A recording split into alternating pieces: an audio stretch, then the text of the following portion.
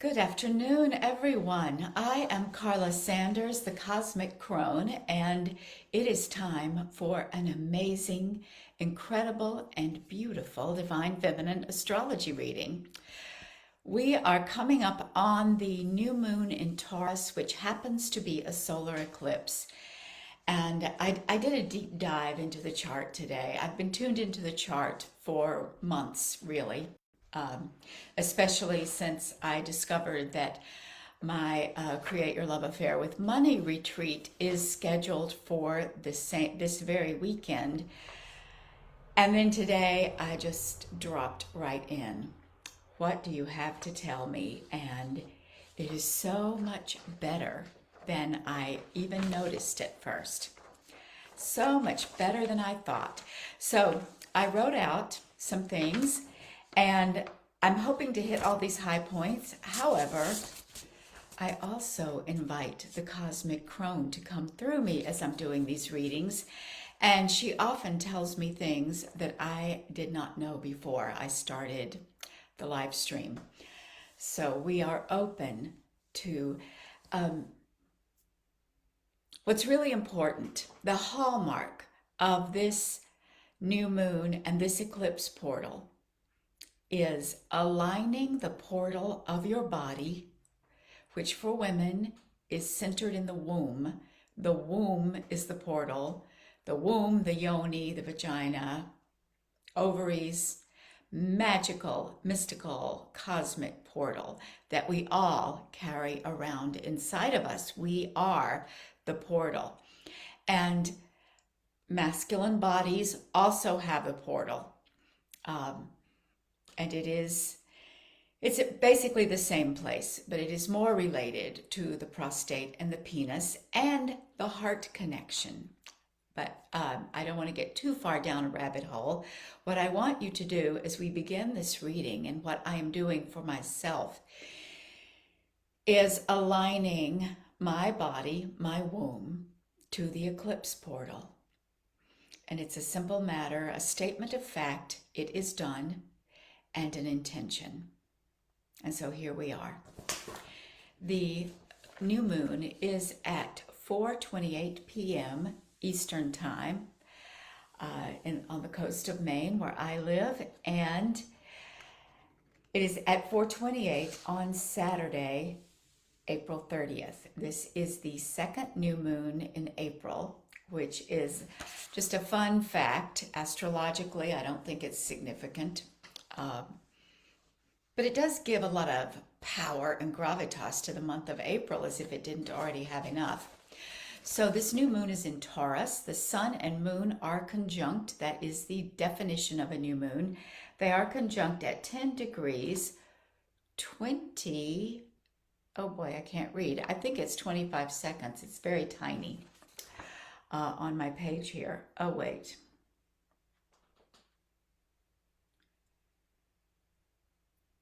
Yep, 20, 25, 23 is what it looks like. Okay. Oh no, 25, 25. Yeah. 10 degrees, 25 minutes. Okay. Eyes. So it is happening in the afternoon, Eastern Time. So we will be able to see the sun if there are no clouds. And when we look at the sun, we are not in alignment in this part of the world to view the partial solar eclipse, but we will be able to directly tune in to that solar energy, and knowing that the moon is there in the sky alongside the sun. So what does it mean to have an eclipse? For one thing, eclipses are portals, and they come in a series. Solar eclipse at the new moon, either preceded or followed by a lunar eclipse at the full moon, and sometimes they're sandwiched. You might get two lunars and one solar, or two solars and one lunar, but this time I think we've got one of each. And they are literally portals. This alignment, the energy of the alignment of the sun and the moon, just creates a vortex. And we can send our energy through that, or that energy may draw us. And the more consciousness we bring to this moment, the more in alignment we are, the easier and more effective the energy will be. I love the metaphor of the, it's a kayak. I have never taken a kayak through class 5 rapids. I've taken rubber rafts through small rapids when I was younger, but people take kayaks into intense rapids with waterfalls and big rocks and rushing water. And so a solar eclipse has so much energy that it feels like that. It feels like you have this tiny little chute of water between great boulders pouring over at an astonishing rate. And the way there's a huge element of surrender. Your skill will take you so far. Your skill is strap on your helmet, set your oars, and guide your kayak into the chute, as it's called, and ride that thing. And then what happens is you plunge through the rapids. There may be some going around or bouncing, and then there may be a flying through the air and dropping into a deep pool. And then coming back up. And maybe coming back up upside down and having to flip yourself over. So these eclipses turn things upside down. They activate intense and swift opportunities for change and transformation. And in Taurus, this change and transformation is centered on the body. The body Taurus is about creature comforts. It's about luxury, beauty, sensuality. Guess who rules Taurus? Venus. So that Venus is very much the ruler and the divine goddess of this eclipse. It is activating Venus energies very strongly in more ways than one. But this, the body, sensuality, pleasure, abundance, wealth. These are all things that Taurus and Venus can activate, and in a way that is sacred and divinely aligned with the highest good, because Taurus is an earth sign, and it is the four-footed hoofed animal bull, and I always associate that with intense grounding. The deer, cattle, moose, all the ungulates, all the hoofed animals, horses, they are incredibly grounded. Whatever other spiritual energy they may carry, they bring that energy to the ground. And so Taurus and this eclipse is grounded. And as you connect consciously with the energies, there's a bit of automatic grounding that happens, although it will be even better if you can ground yourself, like spend time, wrap your arms around a tree, kind of like strap yourself to a stone or a tree as the energy whooshes by. And you can also do that metaphorically with intention, with ritual. So this moon, in my local chart, which this is not going to be the same chart for all over the world, but for my local chart, we have Libra rising, and this eclipse is in the 8th house, which is the house of shared resources, money and wealth that you share with others, inheritance, marriage, the social contract around money, marriage, sexuality, and it is the scorpionic death, sex, and taxes house. So Scorpio is opposite this eclipse, and there are no planets that I see, that I look at, opposite. Um, but the eighth house is reverberating, at least in my neighborhood. So we are definitely streaming Scorpio energy, and this is preparing for the full moon in 2 weeks, which the moon will be in Scorpio, opposite the sun, conjunct the dark goddess Algol. More about that in due course. So we're activating. Take a moment, and if you're watching the recording, you can pause this and take a moment and jot down some ideas, or just let your mind flow freely through the ways that your body is asking for this energy to flow through. And interestingly enough, it will ask through the energy probably where it hurts. Where do you have pain? Where are you feeling like your systems are a little weak and you need some support or some healing? Where in your body or in your emotional body are you feeling vulnerable? That is the part of you that wants to align to this eclipse energy.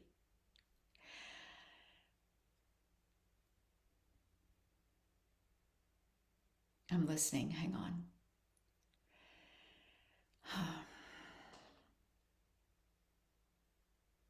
So you may call in healing energy, manifesting is energy, orgasmic energy. This is an eclipse it's made for sex magic, for a ritual that activates your erotic energy, activates pleasure, activates sensuality. That all of those energies align with this eclipse portal. And you have all that naturally within you. And you may use it through your breath, a bath, making love with yourself. However you are called or inspired to activate orgasmic erotic energy. It's not exclusively about sex, although sex is something we all have in our bodies. Now there's something else that's happening at the same time. It's happening now, and it is increasingly happening over the next few days. And that is the conjunction between Venus and Jupiter in Pisces. And that's really important because it activates the vibration of Venus even more. Venus is the ruler of Taurus. Venus is exalted in Pisces, and so she is traveling through Pisces now, picking up all of the Pisces energy. And the interesting thing about Venus, the constellation Pisces in the sky, is Venus and her son Cupid, or Venus and Eros, Venus or Aphrodite and Eros, the ancient goddess of love, and her love child, Eros. And those are the two fishes. And it comes from a very, very old story, the clash of the gods and the titans that threatened to destroy the world. And Venus and her son, Venus tied her son to her ankle. She bound their ankles with the rope and jumped into the water to go into the depths, to escape, not merely to escape, but for protection from all of the tumult and the violence that was going on around them.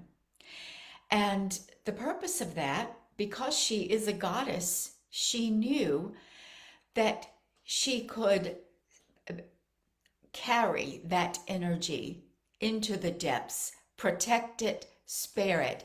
And when the battle was over, she could return love to the world. She could bring this healing and life-affirming energy of Eros, beauty, sexuality, abundance, and values that value life. She would bring that back.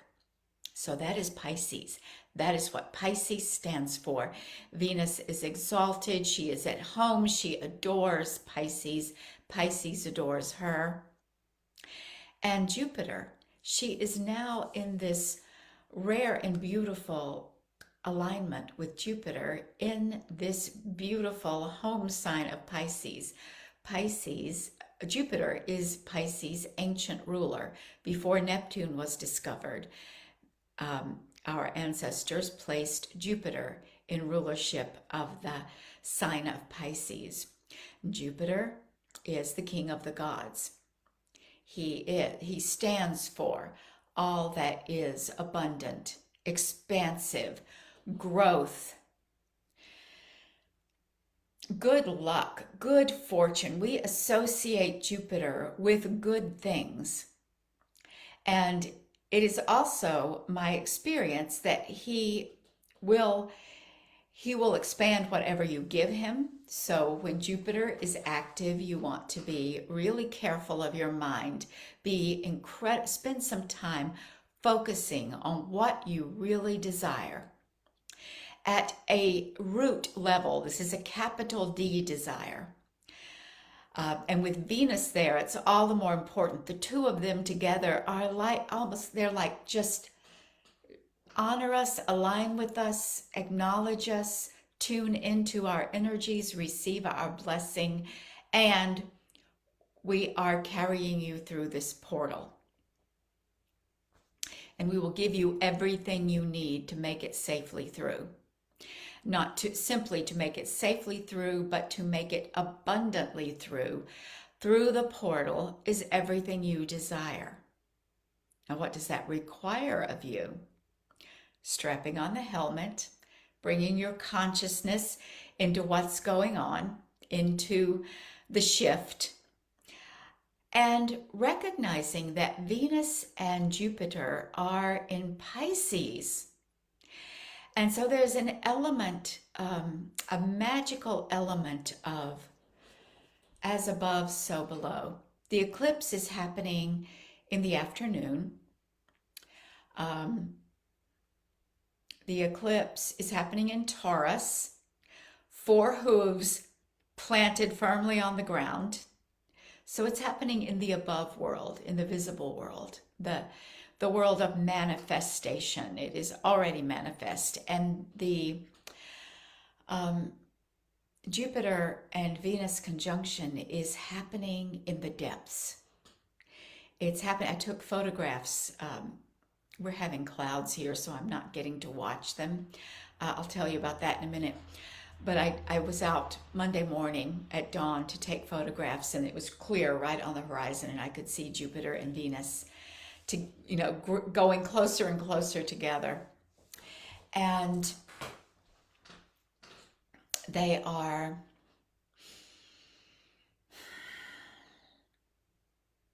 reflected in the pond, the surface of the water. So that's kind of what is happening. We are working with the reflection. It is as if we go down, and it's not so much that we can see what's in the sky, but we can see that which is in the depths. And so they are inviting us to take an underworld journey into a deeper dimension of consciousness, a dimension of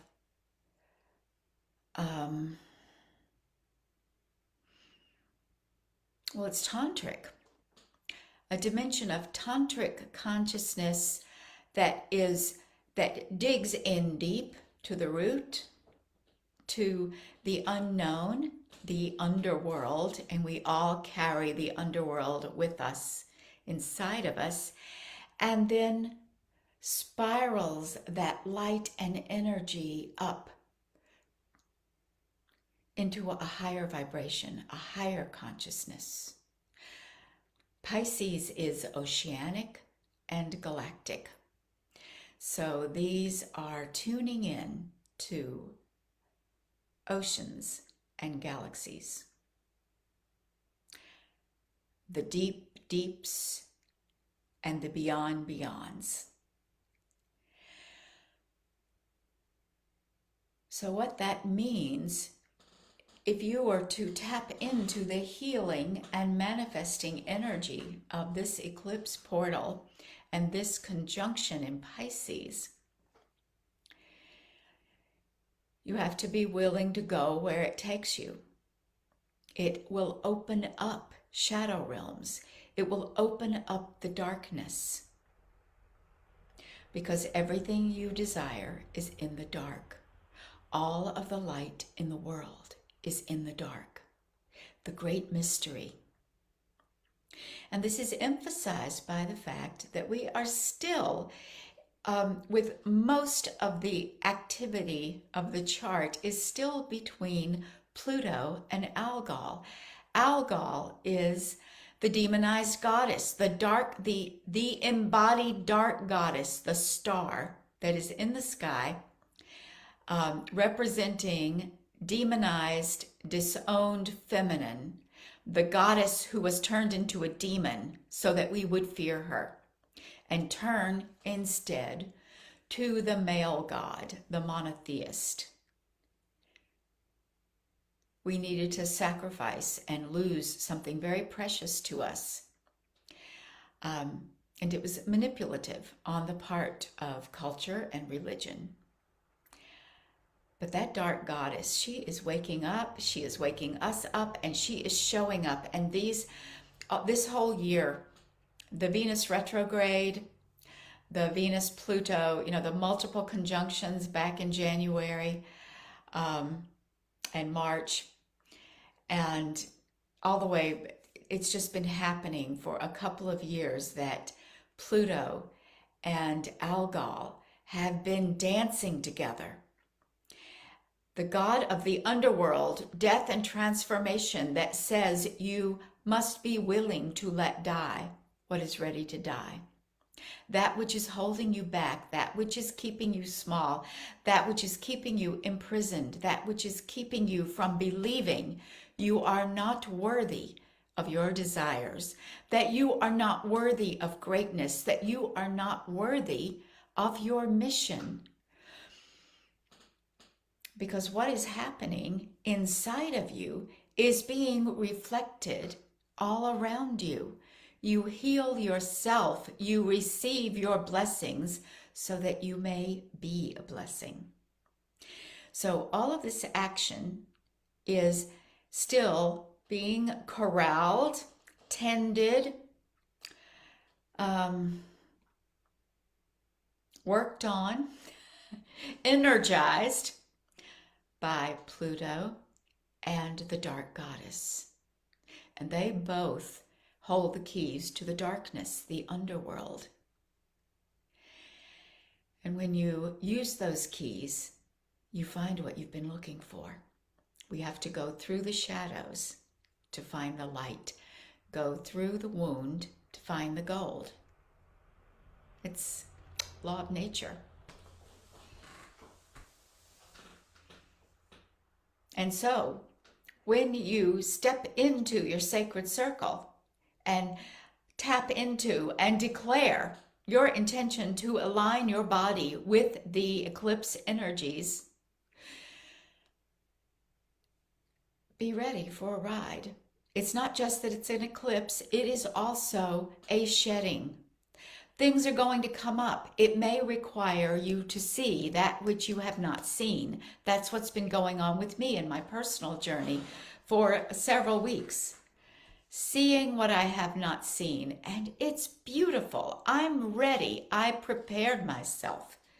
I have worked with healers and coaches and body workers and ritual and the divine and saying, bring it on. And they are bringing it. And I may yet be surprised with something that rocks my world and rips me apart. But I believe I'm ready. I know in my core of cores, I know in my womb, I am safe, whatever comes up.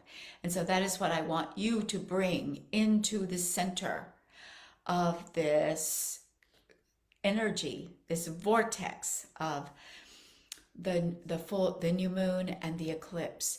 Bring the knowing that you are safe, that nothing will come up that you cannot handle. And if you need support, find support.